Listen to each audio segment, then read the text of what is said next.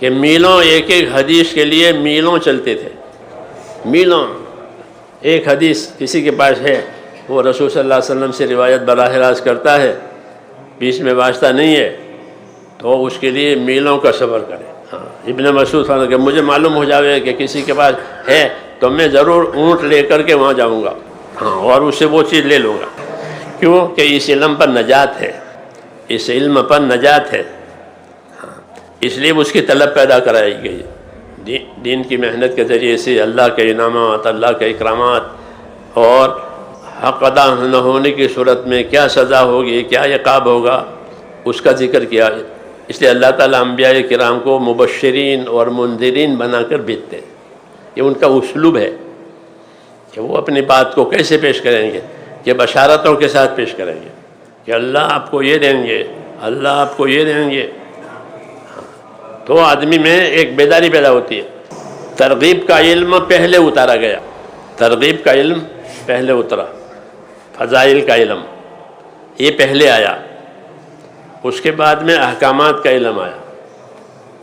کہ فضائل کا علم محنت کے ساتھ دیا، اس سے لوگوں میں خوف پیدا ہوا، شوق پیدا ہوا. یہی طریقہ ہے کہ کسی چیز کا شوق پیدا ہو جاوے، کسی چیز کا خوف پیدا ہو جاوے یقین کے ساتھ، تو اب آدمی اس کو لیے بغیر رہتا نہیں ہے. اس لیے دعوت میں فضائل کا علم استعمال ہوا کہ اللہ یہ دیں گے، من یاوینی من ینصرنی حتی ابلغ رسالت ربی ولہ الجنہ. کون میرا ساتھ دے گا، کون میری مدد کرے گا اللہ کے دین کی دعوت میں، جو ایسا کرے گا اس کے لیے جنت ہے، اور دوسری بات نہیں، اس کے لیے جنت ہے. تو محنت کے ساتھ یہ بات کہی جاتی تھی، اسے لوگ تیار ہو جاتے تھے بات قبول کرنے کے لیے. حالانکہ بہت رکاوٹیں تھیں، بہت مشکلات تھی، لیکن لوگ اس شوق میں تیار ہو جاتے تھے اور اس شوق میں قائم بھی رہتے تھے. اس پر استعداد پیدا ہوتی تھی. تو سب سے پہلے اترا ہے فضائل کا علم، اس نے لوگوں میں استعداد پیدا کی. پھر جو استعداد پیدا ہوتی گئی، اوپر کے احکام آتے گئے. عبادات پہلے آئیں، سب سے پہلے نماز آئی، اس کے بعد باقی فرائض، زکوٰۃ اور روزے، پھر حج حضور صلی اللہ علیہ وسلم کی وفات سے پہلے، اور آپ نے حج عملاً لوگوں کو کرا دیا. تو عبادت کا علم آیا. پھر جو لوگوں میں استعداد پیدا ہوتی گئی، باقی علوم اللہ تعالیٰ نے اتار کر کے اصولی طور پر اس کو پورا کر دیا. تو اب یہ امانت ہو گئی ہمارے پاس. پھر اللہ نے اپنے قدرت سے اس علم کو محفوظ کیا ہے. قرآن کریم تو ہے ہی محفوظ، اور قرآن کی برکت سے سنتوں کی حفاظت ہوئی، تاکہ قرآن کا صحیح مفہوم، قرآن کا صحیح مصداق لوگوں کو سمجھ میں آئے کہ قرآن کیا کہتا ہے. تو قرآن کی برکت سے سنتوں کی حفاظت ہوئی. صحابہ میں اور صحابہ کے بعد اللہ تعالیٰ نے اس امت میں آخر تک ایسے لوگ پیدا کریں گے جو اس دین کی حمایت اور حفاظت کریں گے. بزرگوں نے لکھا ہے کہ اس امت میں علماء کا وجود یہ بھی حضور کا معجزہ ہے کہ اللہ ایسے علماء پیدا کریں گے. جیسے قرآن کریم معجزہ ہے، ایسے قرآن کے مصداق کو سمجھنے والے، سمجھانے والے، قرآن شریف کے لیے راہ بنانے والے دنیا میں، ان کی حمایتی، ایسے علماء اللہ پیدا کریں گے. تو علماء کا پیدا ہونا اور علماء کا وجود یہ بھی اس امت میں رسول اللہ صلی اللہ علیہ وسلم کا معجزہ ہے، بڑی چیز ہے یہ. چنانچہ ہر زمانے میں اللہ تعالیٰ نے ایسے علماء پیدا کیے ہیں کہ عقل حیران ہے کہ آدمی اپنی طاقت سے یہ کام نہیں کر سکتا کہ ایک آدمی لاکھوں حدیثوں کا حافظ ہو. ان کے سینے میں لاکھوں حدیثیں ہیں، کہتے مجھے 3 لاکھ حدیثیں یاد ہیں. ہاں، ایک دور یہی تھا کہ لاکھوں حدیثیں لوگوں کے سینوں میں محفوظ، اور ذرا فرق نہیں، پوری امانت داری اور سچائی کے ساتھ. پھر دوسرا دور آیا کہ اس حدیثوں کی شرح، حدیث کا مطلب کیا ہے، اس کے لیے وہ علماء پیدا ہوئے. ایسے ہی حیرت انگیز کہ آدمی کس ملک کا ہے اور وہ اس کی کیسی قابلیت ہے، اس کیسے کتابیں لکھی ہے. شیخ محمد طاہر پٹنی ہمارے گجرات کے، وہ حدیث کے کلمات کی شرح کر رہے ہیں. مجموع البحار ان کی مشہور کتابیں 5 جلدوں میں. وہ گجراتی ہیں، پٹن میں آرام کرتے ہیں، تو مجموع البحار ان کی کتاب ہے. راغب اصفہانی اصفہان کے فارسی ہیں، وہ قرآن کے مفرد کلمات کی لغوی تشریح کرتے ہیں، عجیب و غریب. سب علماء اس کی کتاب کو مرجع بنائے ہوئے ہیں کہ راغب نے یہ کہا ہے، راغب نے یہ کہا ہے، راغب نے یہ کہا ہے. اور ہے کہاں سے؟ یہ فارسی ہے. اللہ نے اس کو صلاحیت دی، اس لیے کہا کہ اس امت میں اللہ تعالیٰ کی طرف سے علماء کا وجود یہ معجزہ ہے کہ اللہ ایسے لوگ اپنے دین کی خدمت کے لیے پیدا کریں گے.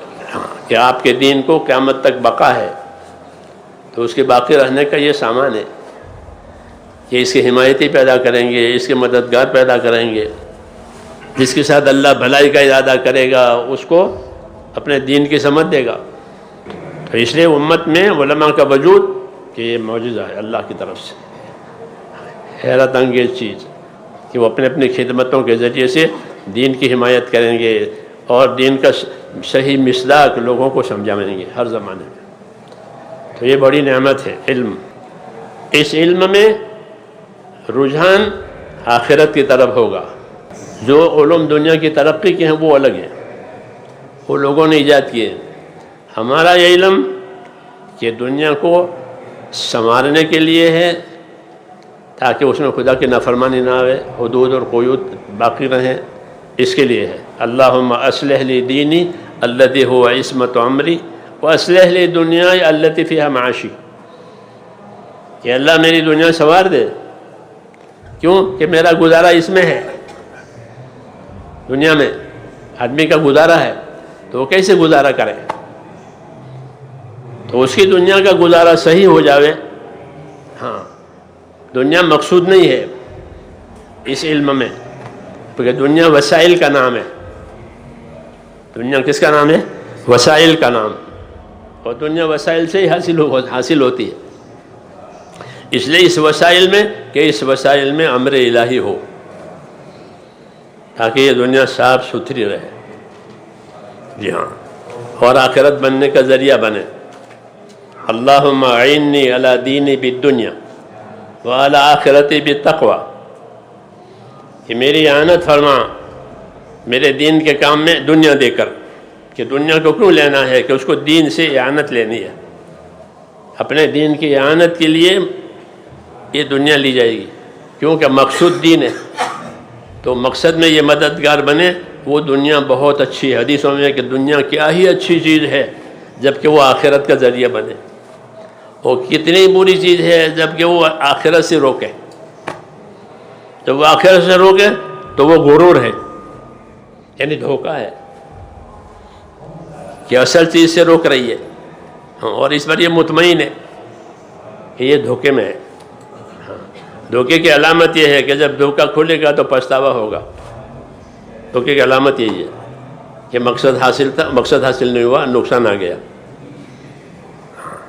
اس دنیا کو دھوکے کا سامان بتایا جبکہ اس میں دین نہ ہو. پھر دنیا کو کیوں بنایا گیا ہے؟ کہ دنیا کو آخرت بنانے کے لیے بنایا گیا ہے. اس لیے آخرت بنانے کے سامان میں ایمان اور علم دیا گیا ہے.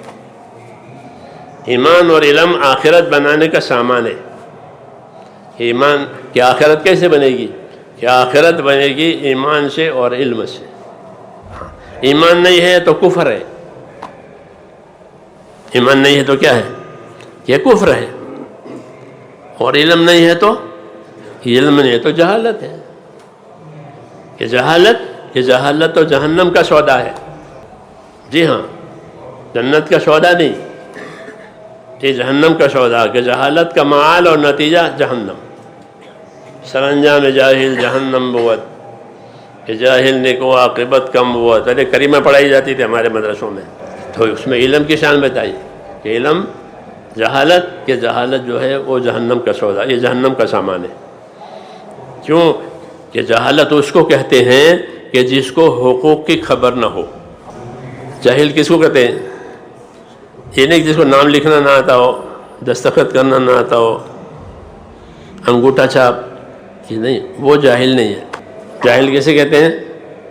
کہ جس کو اپنی زندگی کے حقوق کی خبر نہیں.